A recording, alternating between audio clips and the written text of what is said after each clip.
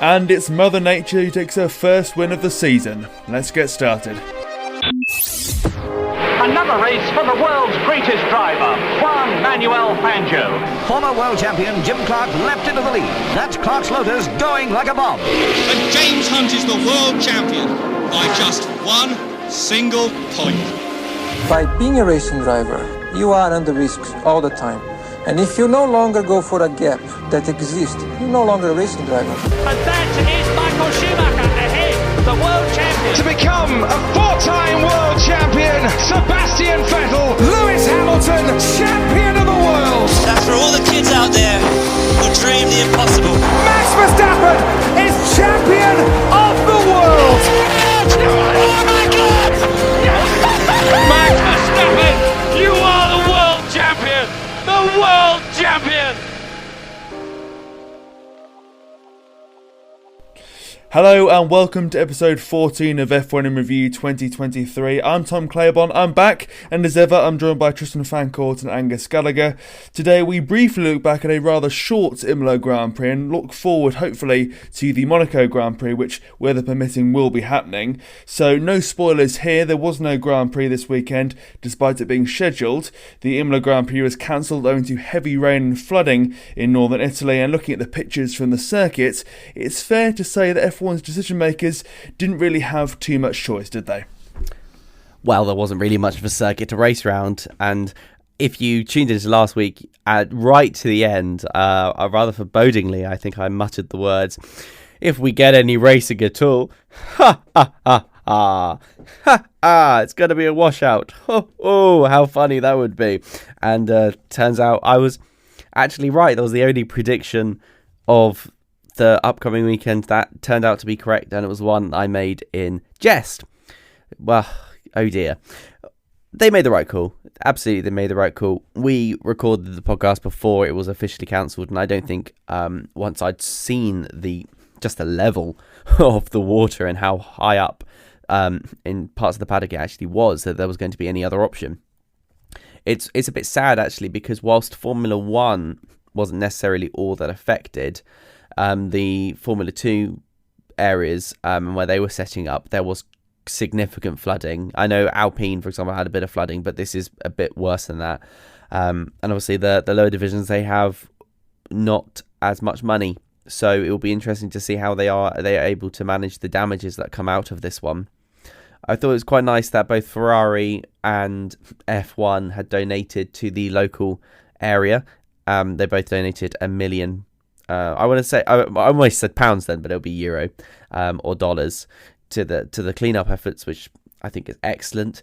And it was, you know what, it was nice reading the news and seeing Formula 1 do the right thing. Like, usually they don't. So I was like, wait, they're doing the right thing for once. Yay! Missile strikes, not enough to cancel a race.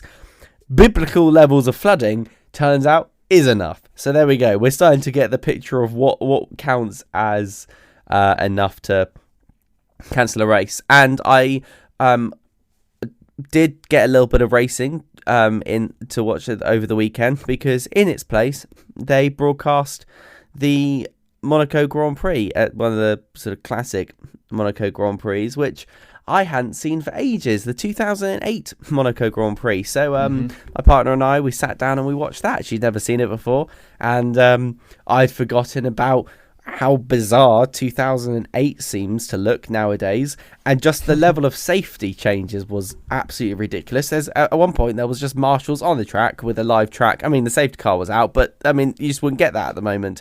Like, the marshals on the track and the cars were flying past. They were just craning these cars up to what seemed like, 10 or 15 meters above the track with bits falling off them.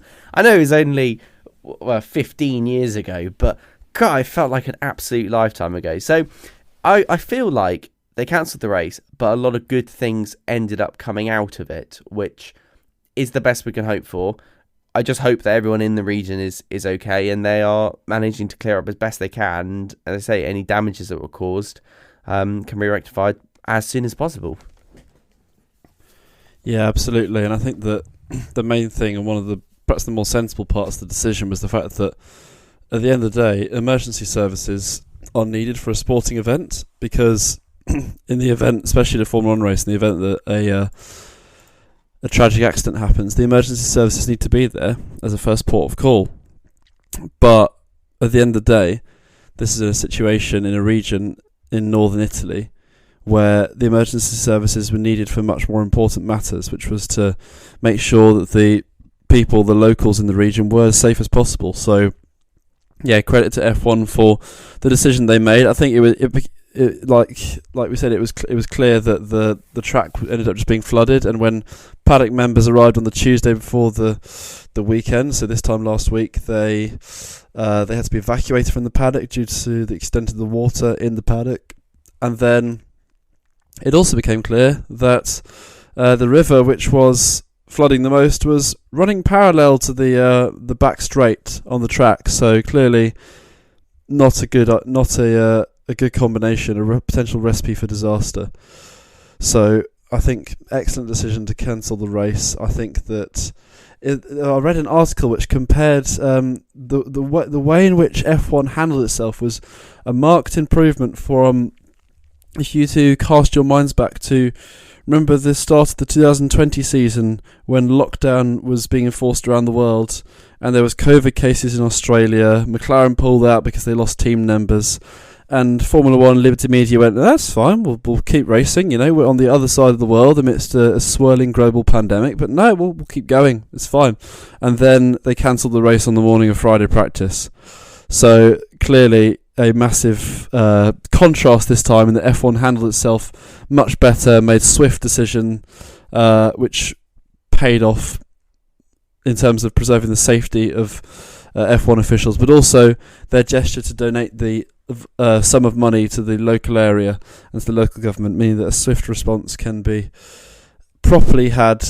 And obviously our thoughts and prayers with the members of the community in northern Italy, and we hope that the rescue operation goes as smoothly as possible, and hopefully F1 will have given that little bit of assistance F1's given can hopefully make a difference. That's all we hope for, I'd say.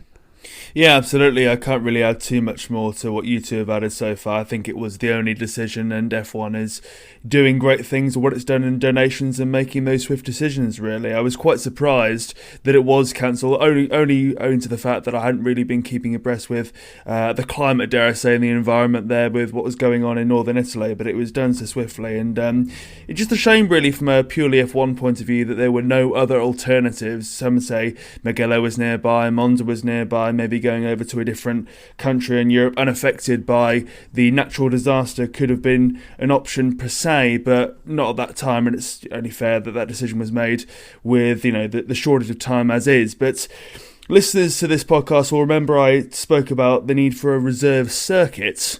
Well, I think now, with climate change being such a live issue, with natural and man-made disasters being ever more pertinent as they are in this current climate, dare I say, without being too alarmist and pessimistic, there's probably a need for a reserve calendar, a mixture of tracks already in use and those that meet the necessary criteria to hold an F1 Grand Prix weekend, to be there just in case this happens again, really, because, dare I say, there's going to be more occasions where, let's say, the Netherlands is hit by flooding and can't host their Grand Prix, or Germany has an issue, or, God forbid, something happens at Silverstone. All these things could very well happen, and for that reason, there needs to be logistics, there needs to be planning, mitigation. So for that reason, I think that a reserve calendar, public or not, is something that should be considered. Do you guys agree at all with that? I think I agreed last time, so I'm not changing my opinion on this one. And actually, what's weird was, I guess Mugello was only a couple of hours away. I think in this case, there's always that debate on whether or not it's appropriate to hold a race when there is significant issues in the country. So whether or not actually could have gone off to a different part of Italy, given that a lot of Italy is struggling with heavy rain and natural disaster. The issue, I think, is all about logistics. And once you've got everything there set up in this case, are you going to be able to get another race within that time? Probably not. Also, you've got to remember that there's a lot of preparation that goes in for the weekend behind the scenes. Talking about the drivers, you've got to make sure your drivers know how to race the circuit. You don't just turn up and put your foot down. There's a lot of visualization. There's a lot of simulation work. Pirelli have got to know whether or not the tyres that they're bringing along for the weekend are going to be adequate for the track. They've got to make sure that there's enough extra help in terms of marshals brought in, safety equipment brought over. I could imagine a scenario where, let's say, a week before the race calendar kicks off, so before the first race of the year, let's say a track 3 or 4 deep into the season pulls out, then you could probably think about getting another reserve circuit in there with 8, 12, 16 weeks worth of planning. But when I tell you that a lot of this planning goes along over the Christmas and winter period, and we just see that come to fruition in the summer months, and I'm not really kidding. We can't just turn up at a track and go racing like in the good old days. As much as I am still begging to see the inaugural Snetterton Modern F1 Grand Prix, unfortunately, I just don't see it happening.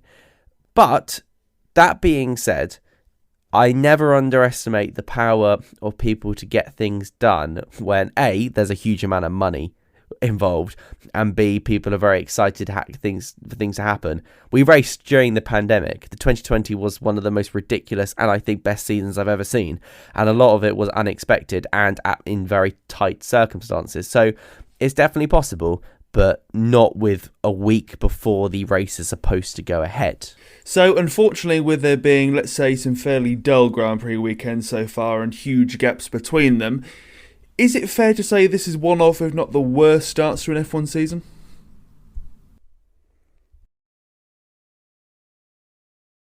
I feel like I'm about to introduce recency bias into the conversation. The idea that, if you're unaware, that something which has happened more recently is more present in your minds, therefore it's more likely to be the best or the worst of something.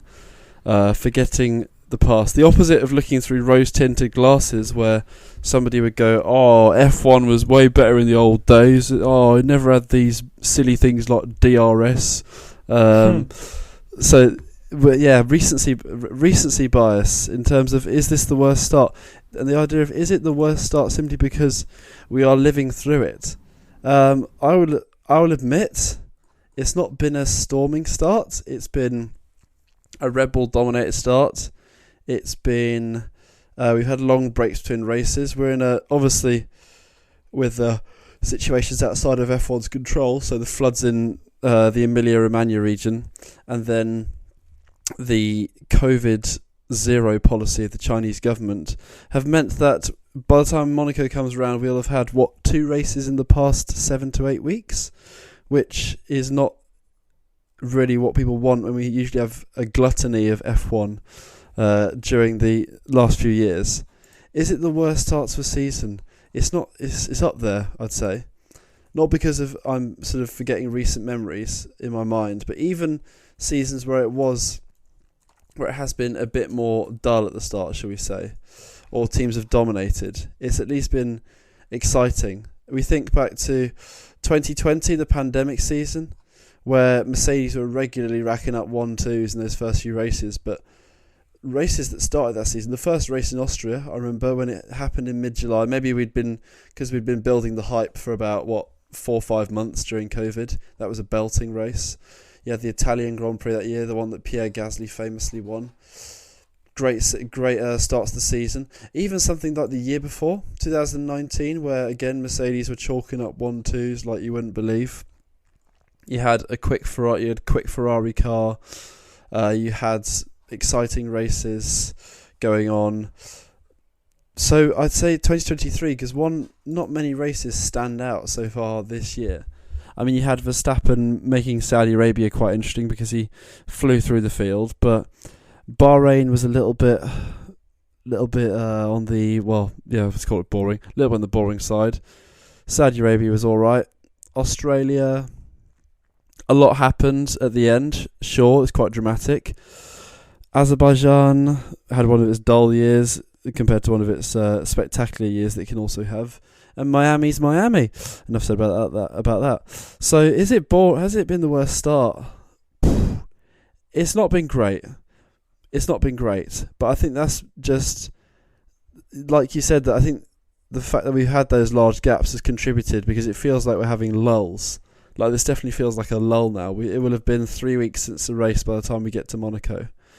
And it makes you think, is there much going on, really? And we've not had too much in the way of drama in the driver market, which often, I remember years where it's been quite boring in the races, and then the driver market explodes. And I'm sure this is something we can get onto later based on the news that appeared this week.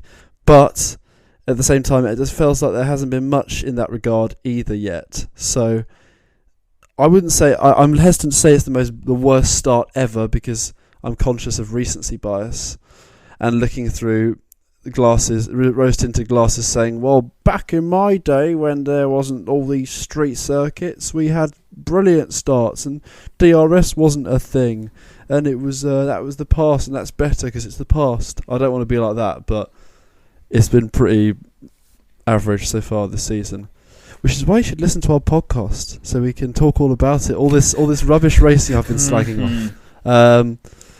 I believe we add the zest to what has been a pull. Oh yes, fingers crossed. Absolutely, yeah. Absolutely. What do you guys think? Do you think it's been as bad as maybe the perception is?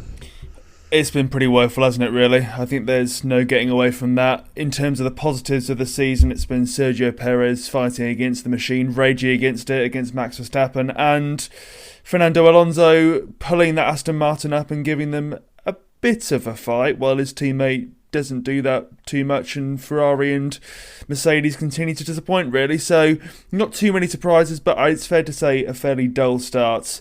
And the concern is as well with the gaps between these races as well, that people will just switch off. The less addicted fan, if you will, the more casual viewer, will forget that Formula 1 is going on, because that's a danger at the moment, with Red Bull and Verstappen being semi, if not completely unstoppable. But it's a challenge to this being the most boring season. I remember, and I've got the stats to back this up, 2016 being a real stinker of a start. So we've had 5 races so far in 2023. If we were to go and compare that to 2016, the winners go Rosberg, Rosberg, Rosberg, Rosberg, Verstappen. But the reason that Rosberg, or indeed Hamilton, didn't win that race is, if you remember, they both spectacularly crashed out in lap 1. So yes, they did. Correct, in Spain, correct. So yes. Maybe there's a glimmer of hope. Was that Max Verstappen's first win? One of the first, if not the first. I believe, yes. Yeah, it was so there we go. There we go. So there is some hope that things are at least a little better here, with 2 people winning more than one race so far. But it is all on Monaco, I think, for the casual viewer, which is terrifying to say, really, knowing how Monaco has been in the last sort of 10 years or so. But Monaco has to be... We're doomed! But Monaco has to be 2008 plus for the casual viewer, in my mind, to carry on watching. But is that harsh? Yeah, I think so. I think that does a disservice to the 2016 opening season, because what I would say is, whilst on paper it's boring, and you are correct with those statistics, we knew that what was going on at Mercedes was a fundamental breakdown in driver relations that pumped out some of the juiciest gossip I have been able to witness for a very long time. That actually coincided with, I would say, sort of like my sort of very beginning of deep understanding of F1. About 2016. And being able to like listen in and pay attention to the conference press conferences and briefings with Hamilton and Rosberg. Rosberg kept winning, but Mercedes was infighting, and there was a lot of drama about whether or not he'd be able to beat Hamilton, and it was kind of exciting in that regard. And I think that carried all the way through to the season, eventually to the classic ending in Abu Dhabi, in which basically Hamilton backed Rosberg up into Vettel, and that was very exciting itself. So I would say that what we're missing in this season is just some life to it. We keep sort of starting and stopping, which is very frustrating, because I feel like I can't really get my teeth into it. We had a what's best part of 4-week break in Australia to Azerbaijan, which was just frustrating. And as you say, Angus, you're absolutely correct. It's because of the zero COVID policy in China, and as we're now experiencing, a 3-week break between the Miami Grand Prix, which he said was dull, and it is absolutely a dull race, to, well, unfortunately, no Italy, and then we're going to go to Monaco. And look, Monaco is a track that I like to watch, sort of paying half attention to now, because there's very little point watching it at all, some might argue. And I know, Angus, you're a diehard fan, but 2021 has the dubious accolade of holding one of the records for the lowest number of overtakes. The 2021 Monaco Grand Prix had 0 overtakes, not one. Not a single overtake. The other track and race which had 0 overtakes was the 2021 Spa Grand Prix, or lack thereof of real racing. So, I don't know. I feel like what we've got here is nothing to really get our teeth into. Azerbaijan promised a lot, gave us very little. Clearly the outlier of this is Australia. I'm gonna say to all you Australian fans, which I know there are some out there, that you've delivered us what I could say is a saving grace of this opening season so far in that incredible Australian Grand Prix. However, that's been it. That's all we've had so far. That's the only action, the only excitement. And so we got a boring Azerbaijan Grand Prix, a Miami Grand Prix that was all about the pre-show than the actual racing. And we've had, unfortunately, a cataclysmic amount of rain that's caused the Emilia-Romagna Grand Prix to be cancelled in Imola, and now we're going to what I could only describe as a race that's in the sport for no other reason than to raise as much money as possible. But then saying that, that's why Las Vegas and Miami are here. So again, Monaco's kind of lost its USP, don't you think? So yes, by the way, I do think this is the worst start to a season ever. Oh, that is tough. But yes, it's difficult to disagree, isn't it, really? And if I'm honest, the race at Monaco is on the Saturday, as far as I'm concerned now. I will watch Saturday, I will see the top 3, and then if I miss the Grand Prix itself, I'll go, well, you know. I'm going to keep backing it just because it's going to rain, and I'm going to dream that they won't look at it like last year and go, oh, a bit of rain, we best delay the start, let's not do anything yet. I'm going to dream that they're actually going to be proactive and they're going to have a standing start in the rain. It's going to be full of drama, changeable conditions, there's going to be some shocks, there's going to be some overtaking, because it's more likely, we laugh, but it's more likely in the wet to overtake at Monaco, because people can make mistakes and gaps can form and opportunities can be snatched up and taken. So maybe Monaco could be the hidden dark horse which turns the worst start ever into slightly less of a worst start ever. Quite possibly. Last year, Perez won that one. Second was Sainz, and Max Verstappen was third. Do we predict there's going to be a repeat of that order, or something different is coming down the track, Tristan? Well, I think it's going to rain, and I've seen the forecast that it's basically going to start raining on Wednesday/Thursday, and then just not stop for a week, which would be great, because then in Monaco, anything goes, really. If it does qualify, if it's qualifying in wet, then any driver could be up the front. The difference between this pack this year is pretty limited. Okay, I guess you put a little asterisk next to the Red Bull, but if we take that away for a moment, then it could be anyone. It really could be anyone. Alex Albon could absolutely plant that Williams on the front row, which would be ridiculous. Yeah, I know, but Albon could do it. He looks to be really fast this year. Or it could be a Mr. Lance Stroll, who's famously good in the wet, and in an Aston Martin, which seems to be really, really good. Don't forget that Alonso is very, very good in the wet as well. Of course, then there's the mighty Max Verstappen and Sergio Perez. But so if it's wet on Saturday and wet on Sunday, then we may well get into a state where it's attrition, and that's when Monaco really comes into its own. It can be a race of attrition. I challenge any of you to jump onto the Formula One like games that you buy and go around Monaco without flashbacks. It's just impossible. Just don't bother. There's no point. Try it once. You get like one lap in, you're like, well, I've hit the wall. Oh dear, that's the end of that one. It is a ridiculous sort of race because of the attrition, and I feel like that's its redeeming feature. But I then there's another question about whether or not that makes a good race. But if it's in the wet, then absolutely could be anyone this year. I really do think we are in for a treat on Saturday if it is raining, and a little part of me thinks that Max is going to be on pole. But I like to think that in this particular, in these certain circumstances, someone like Leclerc, it would be his chance, and they'd push it that little bit further and take the glory. Because there's 20 drivers on the track, and if they all know that they can get onto the pole position, they can push it further than anyone else. Then it's either who dares wins.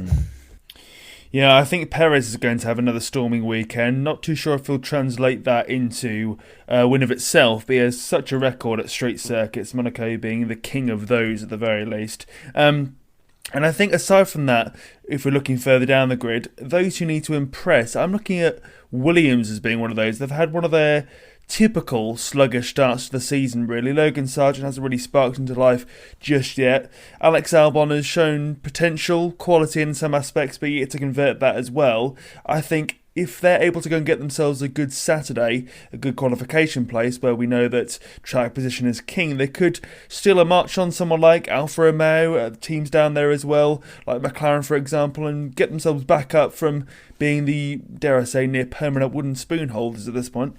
I'm going to say that I think that there have been lots of articles in recent days about Aston Martin and how they could be winning at Monaco, because the Monaco track is the track that would be most likely able to expose Red Bull's weaknesses or temper down on their dominance, and also help Aston Martin be able to be faster, basically to be able to stop their weaknesses from being shown. And I fully agree, and I still sit on my prediction that Alonso would win a race this year. My bold prediction from the start of the year, which turned out to be not so bold when it turns out the bloke has the second fastest car on the grid. But still, I think that this weekend, with a bit of rain and some wily old Fernando, this is going to be the weekend. I don't think he'll necessarily take pole.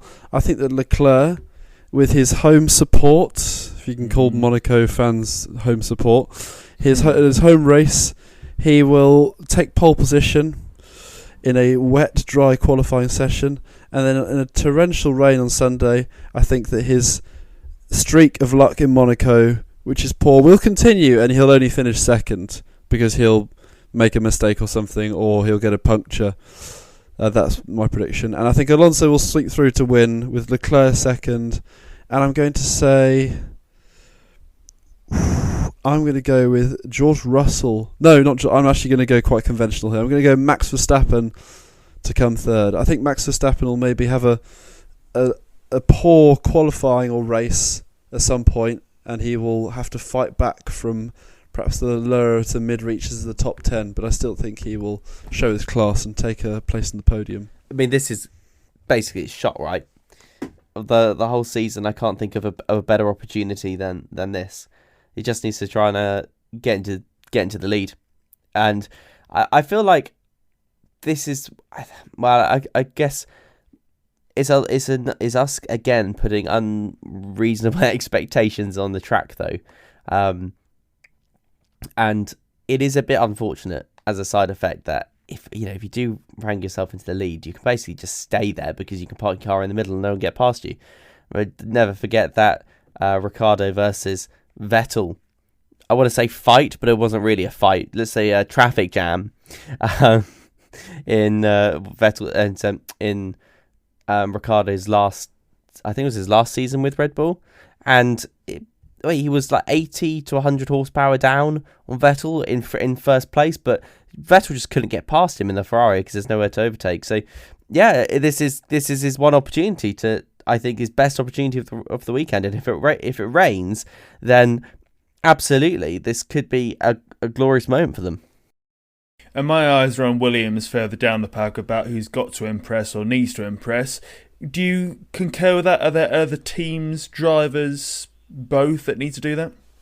I mean, this is the most obvious one, but Mr. De Vries, Nicholas, if he does actually have 3 races to save his F1 career, which I still believe to be fanciful, even if Daniel Ricciardo's had a seat fitting and is possibly being lined up to drive at AlphaTauri, again, call me harsh, but I don't believe it. Still, even if that were to be a possibility, Mr. De Vries needs to step up.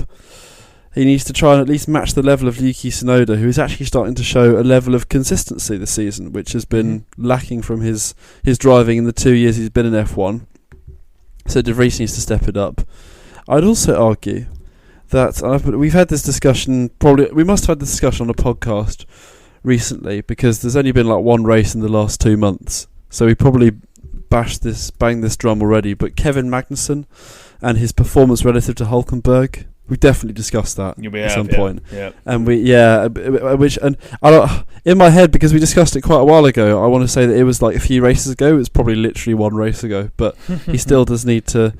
He needs to step it up. He definitely stepped it up in Miami with that staunch defence of Charles Leclerc for so many laps, and also take advantage of the chaos of Q3. But he needs to keep doing that, in my opinion, and he needs to keep chipping away at Hülkenberg and the advantage he has in the Drivers' Championship. And I think that the kind of circuit where this could happen would arguably be a street circuit where Hülkenberg, I mean, for sure, he's a seasoned professional. He's driven many years in F1. He's driven around Monaco. He must have raced the Monaco Grand Prix, 8 or 9 times, possibly, depending on how many years he was in his previous part of his F1 career. But I think it's the kind of circuit where a driver, either a new driver, a rookie, or someone who's been away for a couple of years, would perhaps be most rusty, would be at a street circuit such as Monaco. So maybe this is K-Mag's chance to take some ground back. So I think those ones, Mr. De Vries and Mr. Magnussen, stick out particularly. I do think that's a little harsh on Magnussen. Granted, he is further down the pecking order in the Drivers' Championship to his teammate, but he's beaten his teammate in all but one races and finished in the points twice. So I think, granted, there is a points difference, but if you're looking at genuine performance, I think there's others that need to do a bit more, in my view. Quality performance, though. Fair point about the finishing races, though. But yeah, but he's finished higher than him in all but one race. Yeah, Magnussen over Hülkenberg. Yeah. That's a fair point. Well, I think maybe I'm just a cynical person. And ever since Magnussen got pole in Brazil, he should be getting pole every race, as far as I'm concerned. No, I'm joking, of course. But yeah, I mean that's a fair point. But I think Mr. De Vries. Why do I keep calling him Mr. De Vries? Nick De Vries, especially. Polite. Yeah, I'm so polite. But he definitely needs to. He needs to go faster. In summary. That's weird though that you're right, because Kevin Magnussen got pole that one time. Now whenever it's raining, I'm like, is this his moment for another one? So I mean, it was weird because it was kind of just luck. I feel like that was one of those weird moments where, because it started to rain, they got their like lucky dry lap in. So I feel like we're gonna need to wait for the Monaco qualifying to be 3 minutes before the rain, so that they can do a quick lap and then Magnussen get his speedy Monaco qualifying in before the rain starts to come down. It is but you're right, the expectations now are higher for the Haas because they've proved that they can do it once. So you're like, well, do it every time now. I mean, but if it's raining, this could be their moment for an unexpected race win. As I imagine George Russell careers into Sergio Perez, who then bowls into Max Verstappen and takes all of them out, followed by the next 6 people in some sort of dramatic fashion, and then Kevin Magnussen sort of flies into the lead with Haas. An unexpected but positive result. Followed by, should we say, Williams, Alex Albon in second place, and then Fernando Alonso in third, taking yet another third position of the season. That would literally tick all our boxes there, exactly. But before we wrap up, we can't really sign off this episode without talking about the Monaco-born driver of Charles Leclerc. It seems that silly season and the rumours that follow that are very much about. We can say with some certainty, though, that contract talks between Ferrari and Leclerc are understood now to be open. The 25-year-old's contract runs out next year, and there's speculation that Leclerc could go to Mercedes, Hamilton could go to Ferrari, that there's important guarantees that are now being given between both Leclerc and Ferrari as to why the contract talks are now opening. What do we make about all this, the guarantees, the rumours, the speculation, the possibility of a driver trade or even a teaming up of the two?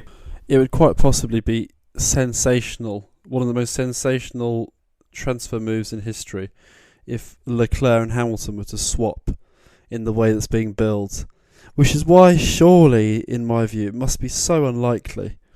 I think that whilst Leclerc has been making perhaps moves towards Mercedes instead of putting himself in the shop window, and something which I don't think was jumped upon too much at the time, but he was asked about moving to Mercedes, and it must have been a lost in translation moment, but he goes, "There's not been any talks yet."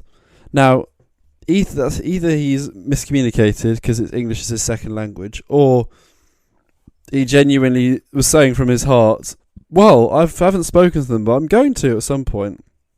But that can't be plausible, right? An F1 driver wouldn't declare that so obviously in public. And for it to be not seized upon as much by the media is surprising. Or at least not that I've seen. And going the other way, so I can't see Hamilton going to... I've never been able to see Hamilton going to Ferrari. Like, I just can't, doesn't fit in my mind. And whilst one of F1's greatest drivers going to one of F1's greatest teams would be a match made in heaven, I've just never been able to see it. Hamilton in red, Ferrari red, I don't know, something about it. Like I kind of, Sebastian Vettel in Ferrari red, yeah, you see it, this feels right. But Hamilton, to me, the guy's had a Mercedes engine in the back of his F1 car since 2007, his whole time in F1. So for me, that just fits. He's been... I think he's the longest serving driver at one team in F1's history. Now that he's been at Mercedes, this is his 11th year, I want to say. So I just don't see either of those moves being likely. And then Ferrari as well, the rumour mill saying that Ferrari want to pair up Hamilton with Leclerc in like a super team. So poor old Carlos Sainz would be dumped on the side. But then there also opens the possibility of a swap deal. But for there to be a swap, there has to be two parties involved in that swap. And would Mercedes be open to a swap deal?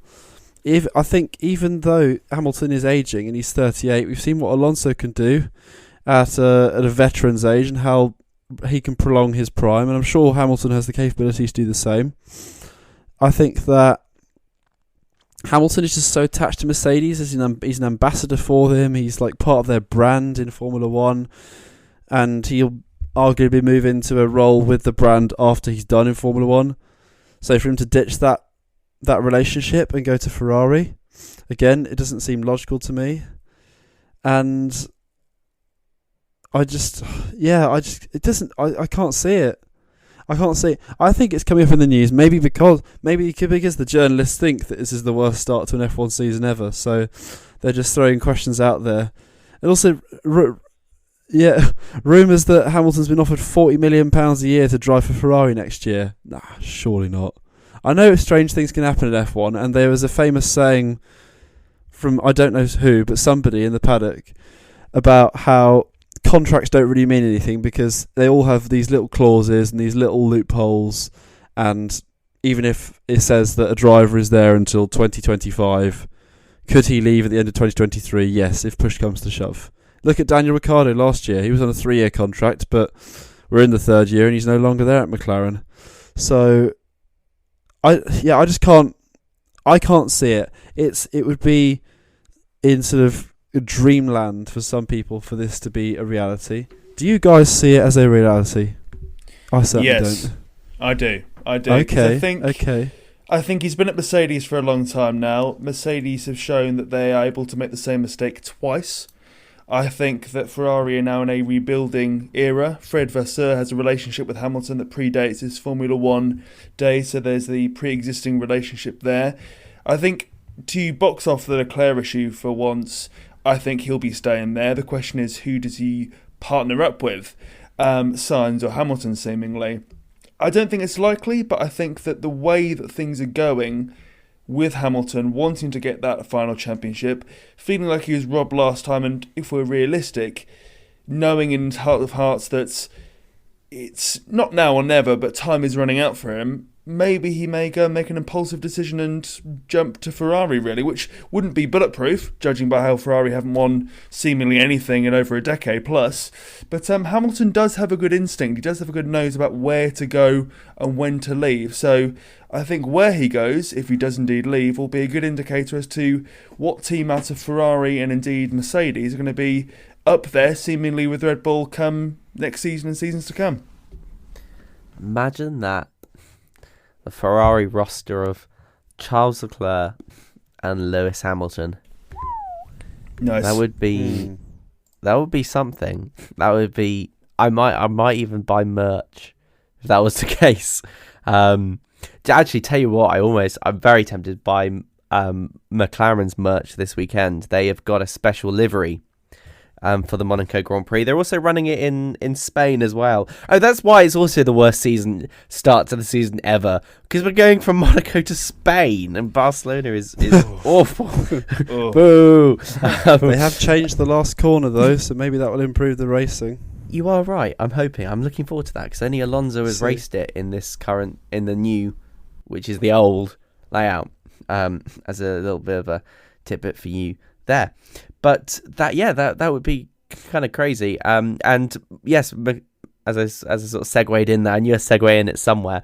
But McLaren are running a special livery this weekend to pay homage, I think, to their 1966 Monaco livery, which is black and white. And then it's pretty cool. I like it. A lot of fans seem not to like it, but I actually thought it was pretty cool. I'm easily pleased, and their merch to go along with it is quite nice. But I just can't, I can't spend £55 on a hoodie. It just doesn't sit well with me. It gives me indigestion. But as we return back, I guess 55 quid's nothing compared to the £40 million that rumoured to be paying Lewis Hamilton. I mean, I'd drive for that or less, much less actually. Think how many hoodies he could buy with that money. Well, he could buy nearly 1 million. That would be that's a lot of hoodies. That'd be enough hoodies, I think, at that point. The 800 or 1,000 hoodies that he had, I think you call it a day.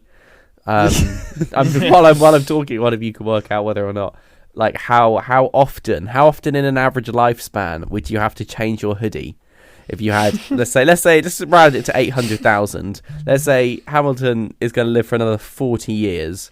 One of you can quickly work out how often he'd have to change his hoodie before he ran out. Anyway, well, we're stretching this week, aren't we? With the races being cancelled. If you need some help, there's 3,600 seconds in an hour.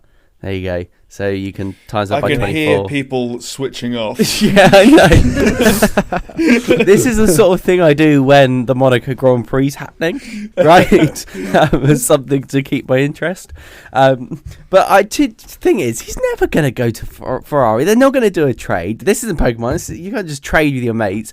And I feel like in any circumstance, Lewis Hamilton is going to retire out of the sport and leave rather than go to another team.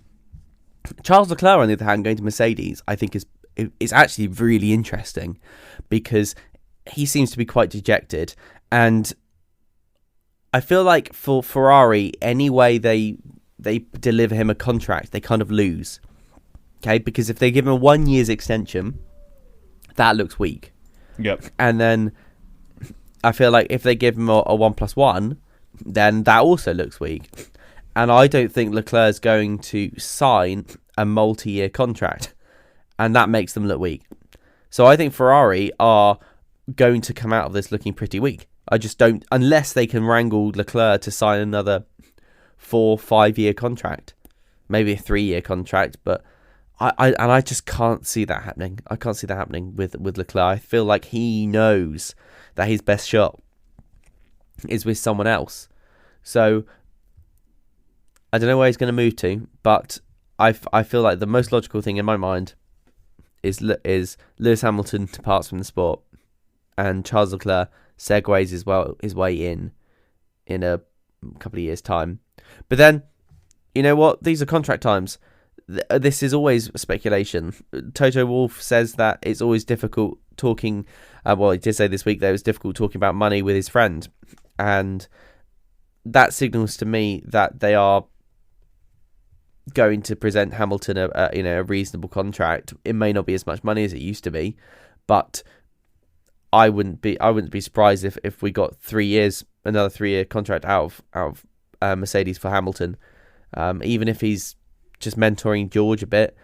But they've got nothing to lose with Hamilton. He's a known quantity, right? He's incredibly reliable, a proficient driver, still top of his game.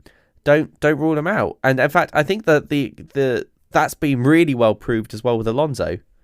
Actually, don't rule him out. What's the point going with a new and upcoming driver when you have a known quantity? And sometimes in Formula One, consistency is key. That's one of the things that made people like Niki Lauda absolutely brilliant, was just consistency over the whole season as a whole. My only other thing to add would be that Hamilton, and I'm not saying he's incapable of this, but drivers often to move to Ferrari have found it useful to already speak Italian. Otherwise, it's the kind of team where Italian is the main language, which is obvious. It's an Italian team, but it's not one where as many folks speak English.